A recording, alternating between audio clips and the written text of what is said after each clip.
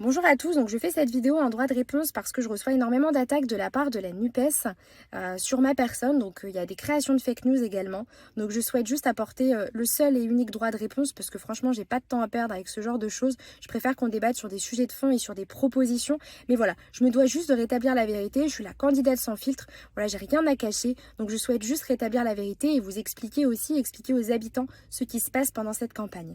Donc la première chose, c'est qu'on m'a accusée de cautionner les violences sexuelles.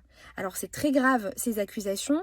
Alors en fait tout simplement j'ai apporté mon soutien sur Twitter à Damien Abad lors de sa nomination. On sait que quelques jours après, il y a eu les accusations de violences sexuelles. Je me prétends pas être la détentrice de la justice et c'est pas à moi de le faire, la justice le fera, c'est pas à moi de le faire. J'ai pas du tout commenté cette affaire.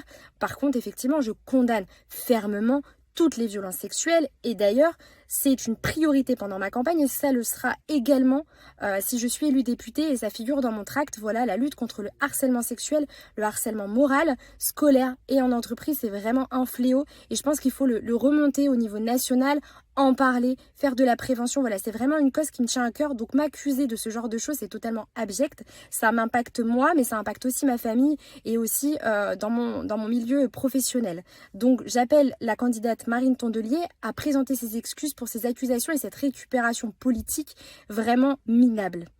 Ensuite, on m'accuse également parce que je m'appelle Alexandrine Pintus et que je suis mariée et que j'ai souhaité garder mon nom de jeune fille.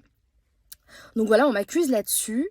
Donc pour la NUPES qui se prétend défendre le droit des femmes, la liberté des femmes, là on m'attaque parce que j'ai souhaité garder mon nom de jeune fille. S'il faut que je présente ma pièce d'identité pour vous prouver que je suis bien mariée et que je porte bien mon nom de jeune fille, il n'y a aucun souci, hein. Mais c'est mon choix et je pense que les habitants, personnellement, ça ne changera pas que je m'appelle Pintus ou Mado, ça ne changera pas leur quotidien et ça améliorera pas leur quotidien. Donc je suis une femme libre et j'ai choisi effectivement en tant que femme mariée de garder mon nom de jeune fille.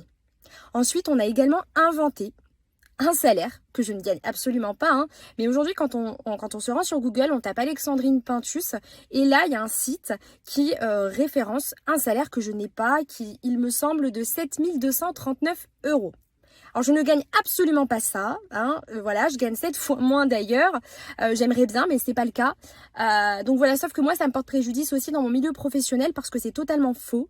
Alors je sais que ça dérange le fait que je vienne de la France d'en bas, que je ne sois pas élue, que je fasse partie de la société civile, que je sois salariée, mais de là à m'inventer un salaire mirobolant pour essayer de grappiller quelques voix, c'est totalement minable et c'est digne des méthodes du Rassemblement national. Donc aujourd'hui, on a deux marines qui ont exactement les mêmes méthodes politiques. Ensuite, on m'a également appelé à retirer ma candidature. Alors ça, c'est pareil, c'est n'importe quoi, je ne retirerai pas ma candidature, donc je sais que je fais peur, hein, la majorité présidentielle fait peur parce qu'elle apporte de réelles propositions, mais je ne retirerai pas ma candidature. Donc aujourd'hui, on m'attaque uniquement sur ma personne, pas sur mes propositions. Alors je le comprends très bien et je vais vous expliquer pourquoi. Parce que la candidate remplaçante de Marine Tondelier est adhérente dans le fichier d'En Marche, donc elle fait partie des adhérents En Marche depuis le 9 mai 2017.